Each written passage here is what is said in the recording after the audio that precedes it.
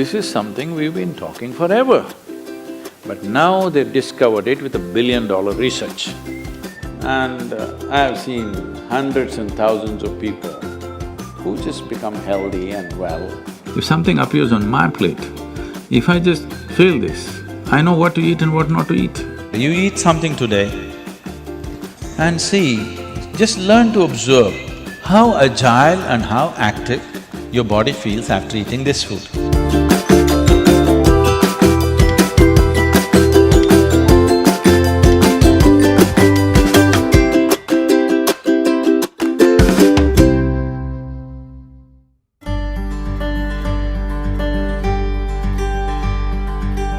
The simple thing right now that's a rage in the world is, if you come to our ashram, all the people there who are physically immensely active eat 10 o'clock in the morning, 7 o'clock in the evening, 2 meals. How many doctors have been telling me that they will die of malnourishment, this will happen, that will happen, you must do this, you must do that. I eat only 1 meal a day most of the days. 1 big meal I eat and that's it. And doctors telling me, no, Sadhguru, the way you're traveling, this will happen, that will happen, you must eat at least once in 4 hours, something you must eat. I said, leave me alone, I'm doing fine. But now, a big university in America comes up with this called intermittent fasting. It's not nonsense, it's good, but they rediscovered something that we have known forever. Now everybody is saying there must be a 16-hour gap. Then all your ailments will go away. What the hell were we saying all these thousands of years? The simple thing is, there are many aspects to this, psychological, physiological. But now cancer is on the rise in the world.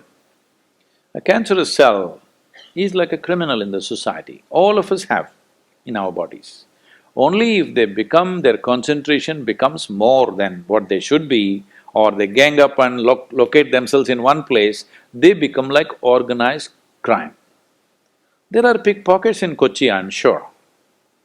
Hello? There are small-time criminals, individually operating in twos and threes.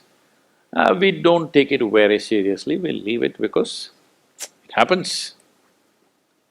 But suppose all 100 of them got organized into a organized crime, now we will crack down. Because we know now it becomes a threat to the society. Similarly, cancerous cells are like this. Criminals, they're moving around, doing some damage. Their only problem is, right now, they're generally eating about 8 to 12 times more than what the other cells are eating. So if you just give sufficient break between one meal and the other, most of them will die because they cannot survive. This is something we've been talking forever. But now they've discovered it with $1 billion research. And I've seen hundreds and thousands of people who just become healthy and well simply because they're not fueling up all the time when the tank is filling. In the yoga center, all the time people are physically active. So everybody is very hungry by the time it's 3:30, 4 o'clock in the evening, they're extremely hungry. But we learn to live with that because empty stomach and hunger are two different things. Hunger means your energy levels start dropping. But empty stomach is a good thing. In the yogic sciences, today modern science also is coming in line with this. But what we know by our experience, you will spend $1 billion to come there. Because research is all about how many $1 million, that's how it is. Your body and your brain works at its best only when your stomach is empty. So we always make sure we eat in such a way, how much ever we eat, our stomach must be always empty within 2 to 2.5 hours' time maximum. So we go to bed hungry always. People think they cannot sleep. They can sleep. On an average, for 25 years on an average, I slept only 2.5 to 3 hours.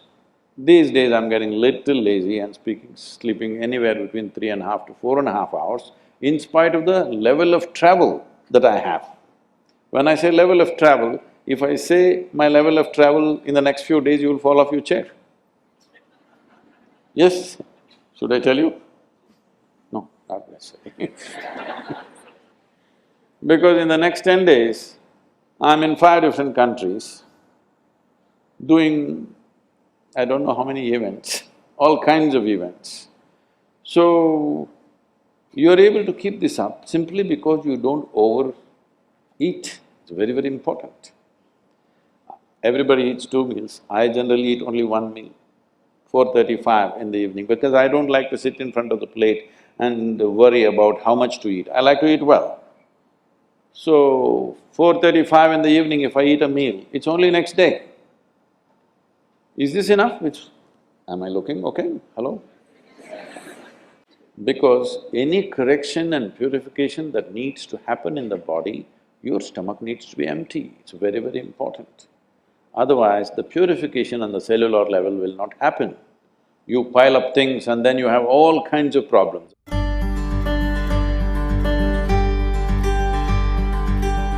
When you… when you don't touch the food, you do not know what it is. If food is not good enough to be touched, I don't know how it's good enough to be eaten. So we should not have listened to our mothers and we should eat with our fingers because touching our food helps us stay in contact with it. You can… the cleanliness of your hands is entirely in your hands. The cleanliness of the fork is not entirely in your hands. This is true.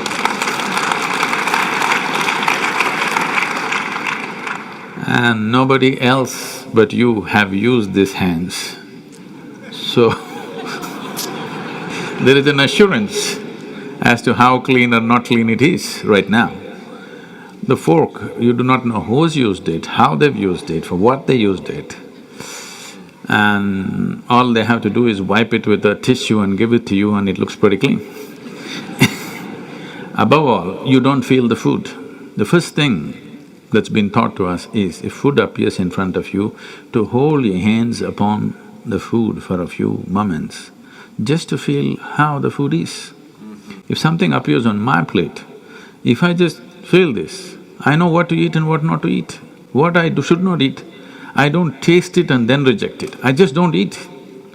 Because my hands are the first level, not tasting in the sense the tongue tastes, but knowing the food. First thing is knowing the food. You want to know a person, you guys go and shake their hands. I'm usually avoiding that, but That's a good strategy. but the food that's going to become a part of you, first thing is your hands.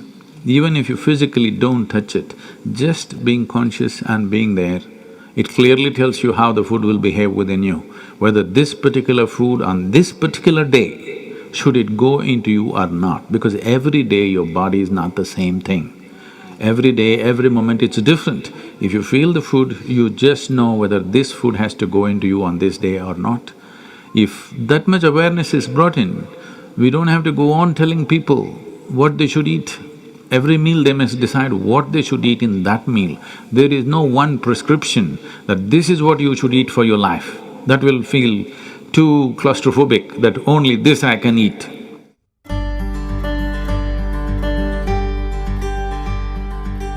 Your selection of food and consumption of food also must happen consciously. More than what you eat, how you eat it is also equally important. When I say how you eat it, these are all live substances. Every one of them had a life of their own, whether it's a plant, animal, vegetable, every one of them had a life of their own. Now in some way, you're making food out of it, you must consume it with utmost gratitude.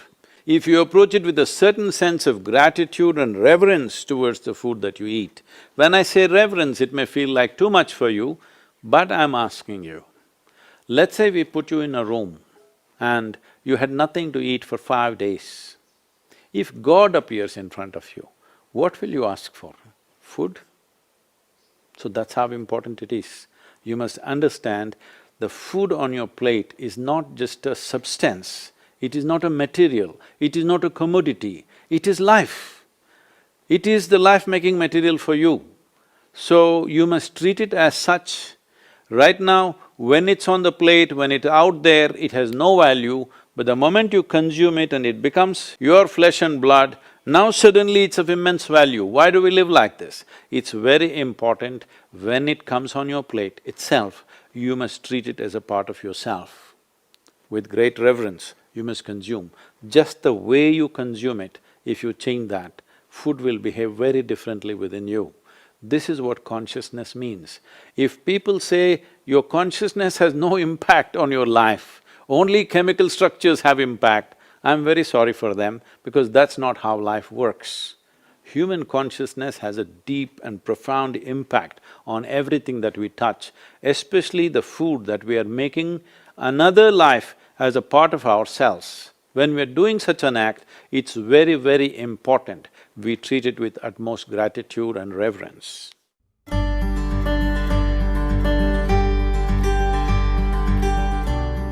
I want to tell you, there is no such thing as good habit and bad habit. Habit means you are functioning unconsciously. If you're functioning unconsciously, that's a bad thing because the whole thing about being human is we are capable of doing things consciously. That is the beauty of being human, that we can do everything consciously. What an animal does unconsciously, we can do the same thing consciously. We can eat unconsciously or we can eat consciously.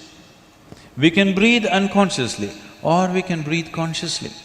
Everything that we can do it consciously. The moment we do something consciously, suddenly that human being looks very refined and wonderful. Just because somebody walks and speaks consciously, doesn't he become a beautiful human being? Yes or no? That's all.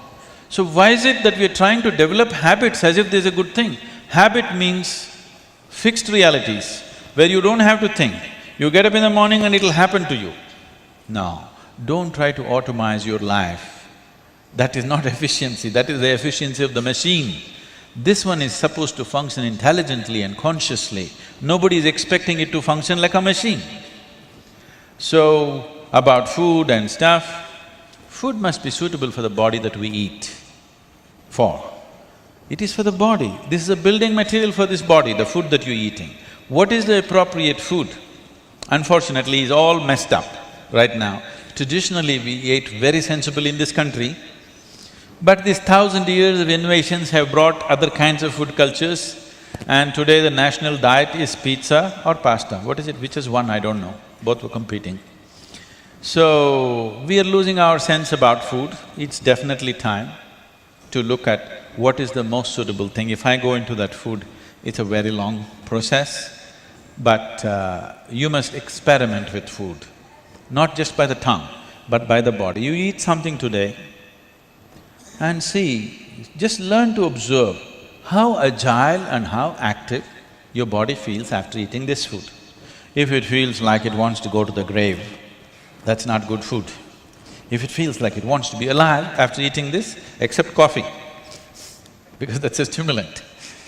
If you eat food and your body feels very agile and alive, that means it's good food, body is liking it. If you eat something, it feels dull, that means it's not liking it, it's having difficulty with it, that's why it feels dull. So just on this basis, there's a much… this is a very simplistic way of putting it.